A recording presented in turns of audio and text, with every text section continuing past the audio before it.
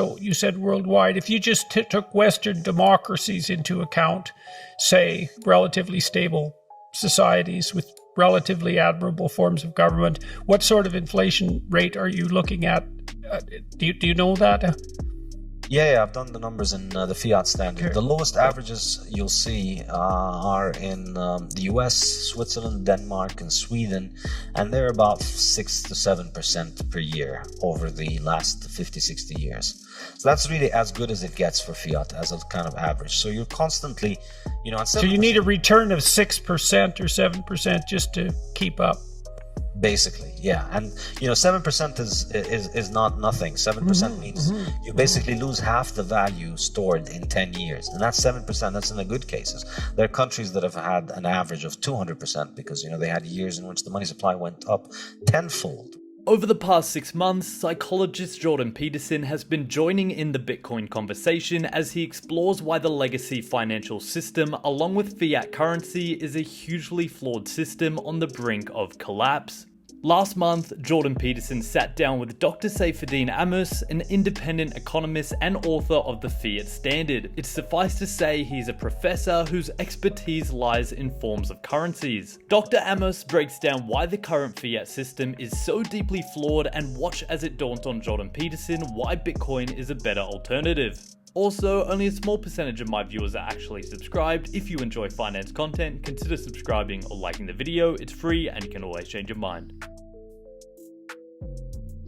So let me see if I've got this straight. So money is an abstract store of value, and you always want it to represent value as such. So something like the exchange of labor or the exchange of efficiency, something like that. And you can correct me if I'm wrong there. You have to use something to represent that abstraction. And the problem with that is that there will be people who have control over the representation rather than contributing to the value. And those could be politicians who could print money, or they could be people who find silver or who find gold or who mine it and so forth. So anything that can be produced that's a representation is subject to devaluation if the production becomes more efficient, and anything that's producible like a paper money can be toyed with by those who have control over its distribution. And so your argument essentially, and the Bitcoin argument in general, is, well, here's something that we will never get more of no matter what we do. So I'd like to know why I should believe that. And the next thing I'd like to know about that maybe is, well, why Bitcoin and not 200 alternative cryptocurrencies? So Bitcoin can't be produced, but cryptocurrencies can be. And so why isn't that an indication of the softness of cryptocurrency, Bitcoin included? Yeah, well, these are great questions. So I think initially, yeah, you're absolutely spot on. It's exactly that whatever gets chosen as money, it holds value because it has value on the market. But as soon as it starts getting chosen as money, it gets into what I call the easy money trap, which is the people who can make more of it will try and make more of it. People will find a way and they will make more of it. And so the things that have ended up being used as money were always the thing that resisted that the most, the things that are the hardest. And so gold did an excellent job with that, because gold's chemistry naturally gives it that property, because gold is indestructible. So because we've been accumulating gold production over thousands of years, no matter how much gold we produce this year, it's still going to be a tiny fraction of all of the stuff that we've accumulated over the last 5,000 years. And so every year the gold supply increases by around 1.5%. And that's why it beat everything out. So the hardest thing ends up winning, whether people consciously realize that that is the case, or just because of the realities of supply and demand.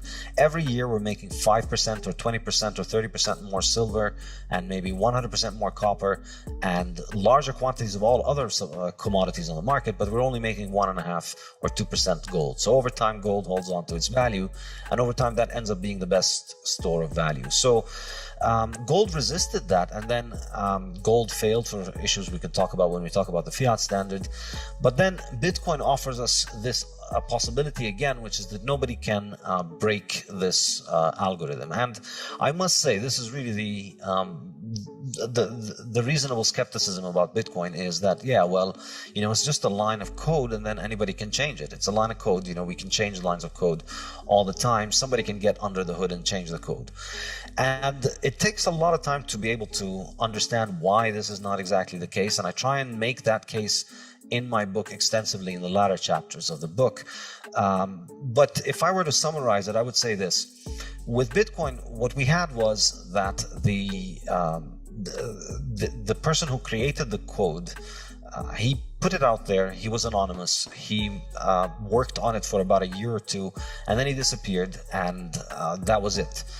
There was nobody in charge since then. It's now been more than 10 years that he's been disappeared, and there has not been anybody in charge of the project. And what we've only had are users. So Bitcoin only has users. It doesn't have any admins. There's nobody with a master key. And this is kind of the simple way of thinking about it, which is 10 years of this thing operating without anybody being in charge, and with everybody who tried to change the consensus parameters, the most important parameters of the network. Everybody who tried to change these ended up basically failing, and Bitcoin has maintained its consensus parameters to the point where you could run it according to the same code that was available in 2009, and you could still make it interoperable with the current chain. And that's something that is unique about Bitcoin, which is that it is the coin that, I like to call it the Immaculate Conception. Somebody made these coins. Anybody could have mined the coins from the first day. They announced the currency and they said, I'm going to start running it on this day. And anybody could have joined. And since then, everybody who got Bitcoin at the market price, or because they mined it and expended resources, which roughly cost them close to what the market price was. So there are no insiders in Bitcoin. And Bitcoin has operated this way for 12 years now. And this is kind of the sociological explanations for it. Now, to get more technical in terms of the explanations, basically Bitcoin is a distributed network. And so anybody can run the code on their own computer, and the network functions according to the consensus parameters that everybody agrees upon. You think about the examples of people living in hyperinflationary societies, and I used to live in Lebanon until recently, and you see that when the currency collapses, think about the stories about Weimar Germany or about any Latin American country or Lebanon or Zimbabwe. When you hear about their inflation, the stories are of people that have been reduced to very, very, very short-term thinking. Your money, you get paid on the beginning of the month. Your money is going to be worth half of its price by the end of the month. So you get paid and you run straight to the supermarket. I remember I was a kid growing up in Brazil, and I remember that, on the first day of the month, the supermarkets would be overrun and there would be people fighting and things would be crazy because everybody's trying to get things now before everybody else gets their paycheck and buys everything and then bids up the price. So your time horizon is shortened when your money is losing its value. So, the next problem to solve for the decentralization of education, I've been thinking about this for a long time, as it's possible to learn more and more online, is accreditation is where all the value is, all of it. And I've talked to many wise academics, like seriously wise academics, who know perfectly well that there's almost zero financial utility in the knowledge that universities are dispensing to students. It's not zero, but it's low. But there's tremendous residual value in the accreditation.